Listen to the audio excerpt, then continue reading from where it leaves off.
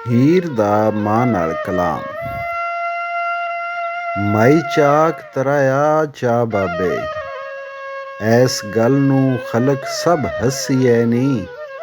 ਰੱਬ ਉਸ ਨੂੰ ਰਿਜ਼ਕ ਹੈ ਦੇਣ ਆਰਾ, ਤੁਸੀਂ ਮੁਫਤ ਕਰਦੇ ਪੇਸ਼ੋ ਪਸੀਐ ਨੀ।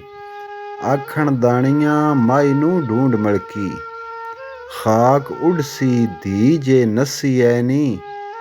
ਮਾਈ ਮਨਸੀ ਤੇ ਗੱਲ ਭਲੀ ਓਸੀ, ਸੁਣਿਆ ਹੀਰ ਵੀ ਜੰਗ ਤੇ ਠੱਸੀਐ ਨੀ। ਮੱਝੀ ਚਾਰਦੇ ਤੇ ਕੱਟੇ ਹੱਕਦੇ ਦੀ, ਖੁੰਡੀ ਉਸ ਦੇ ਹੱਥ ਦੀ ਘਸੀਐ ਨੀ।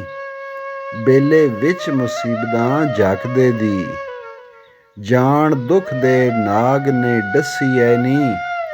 ਚਾਲ ਢਾਲ ਸਿਆਲਾਂ ਦੇ ਖੰਦਿਆਂ ਦੀ, ਉਹਦੀ ਹੂੰਗ ਤੇ ਰਾਤ ਦਿਨ ਰੱਸੀਐ ਨੀ।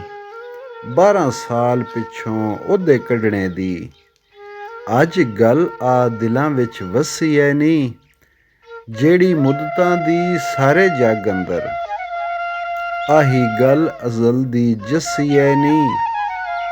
ਦੁਸ਼ਮਣ ਅਸਾਂ ਦੇ ਮੁੱਢ ਕਦੀਮ ਦੇ ਨੇ, ਅੱਜ ਕੇਦੋ ਨੇ ਕੰਨ ਵਿੱਚ ਦੱਸੀਐ ਨੀ। ਮੱਝੀ ਫਿਰਨ ਖਰਾਬ ਵਿੱਚ ਬੇਲਿਆਂ ਦੇ, ਅੰਦਰ ਖੋਬਿਆਂ ਦੇ ਫੱਸਾ ਫੱਸੀਐ ਨੀ। ਵਾਰਿਸ ਸ਼ਾਹ ਔਲਾਦ ਨਾ ਮਾਲ ਰਾਸੀ, ਜਿਵੇਂ ਸਬਰ ਤੇ ਕਮਰ ਉਸ ਕੱਸੀਐ ਨੀ। ਮਕੂਲਾ ਸ਼ਾਇਰ। ਅੱਜ ਹਾਲ ਕੀ ਉਸ ਬੇਦੋਸਤ ਦਾ ਹੀ, ਜਿਸ ਨੇ ਆਸਰੇ ਤੇ ਮੱਝੀ ਚਾਰੀਆਂ ਨੇ।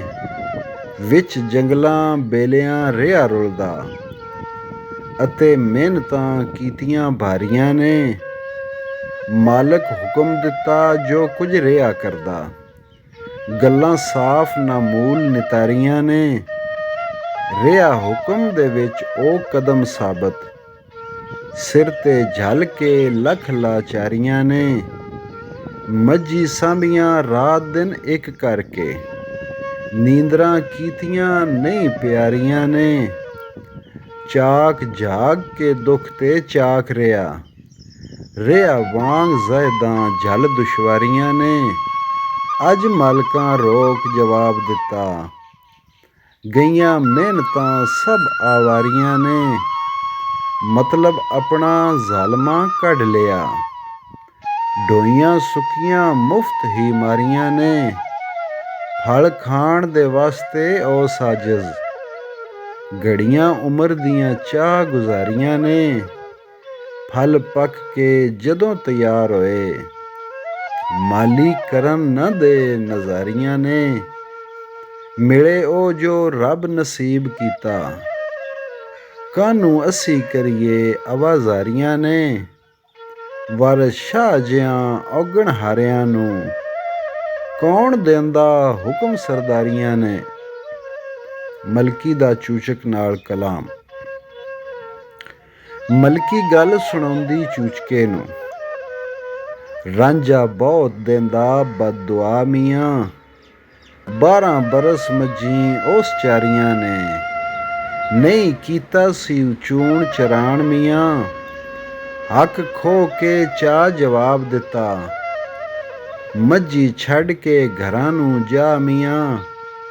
ਲੇਖਾ ਮੰਗਸੀ ਆਪਣੀ ਨੌਕਰੀ ਦਾ, ਥੈਲੀ ਦਮਾਂ ਦੀ ਦੇਵਣੀ ਆ ਮੀਆਂ।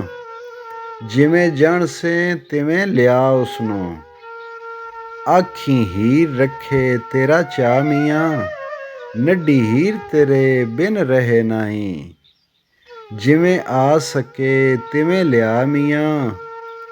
ਪੈਰੀ ਲੱਗ ਕੇ ਜਾ ਮਨਾ ਉਸਨੂੰ, ਆਹ ਫਕਰ ਦੀ ਨਹੀਂ ਬੇਜਾ ਮੀਆਂ। ਵਾਰਿਸ ਸ਼ਾਹ ਫਕੀਰ ਨੇ ਚੁੱਪ ਕੀਤੀ, ਉਹਦੀ ਚੁੱਪ ਹੀ ਦੇਗ ਰੁੜਾ ਮੀਆਂ। ਚੂਚਕ ਦਾ ਮਲਕੀ ਨਾਲ ਮਸ਼ਵਰਾ। ਚੂਚਕ ਆਖਿਆ ਜਾ ਮਨਾ ਉਸਨੂੰ,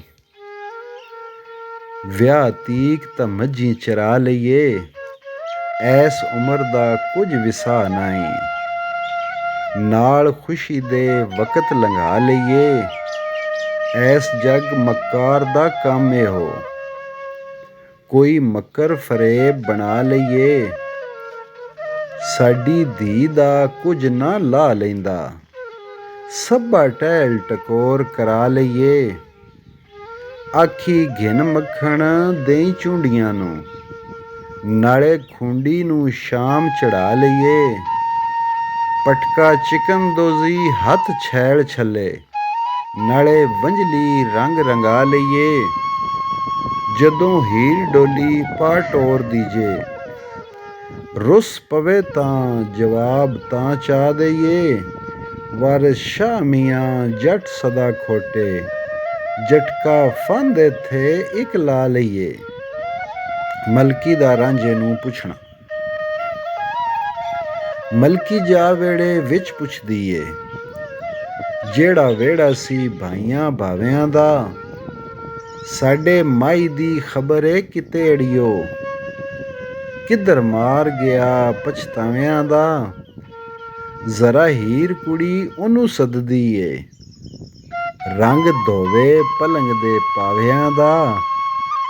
ਮਲਕੀ ਨਾਲ ਨਾ ਬੋਲਿਆ ਮੀਆਂ ਰਾਂਝਾ, ਜਿਵੇਂ ਚੋਰ ਨੂੰ ਖੌਫ ਕੜਾਵਿਆਂ ਦਾ। ਫੇਰ ਸਥਰੋਂ ਬੋਲਿਆ ਬਨ ਆਕੜ, ਐ ਪਿਆ ਸਰਦਾਰ ਨਤਾਵਿਆਂ ਦਾ। ਸਿਰ ਪਟੇ ਸਫਾ ਕਰ ਹੋ ਰਿਹਾ, ਜਿਹਾ ਬਾਲਕਾ ਮੁੰਨਿਆਂ ਬਾਵਿਆਂ ਦਾ।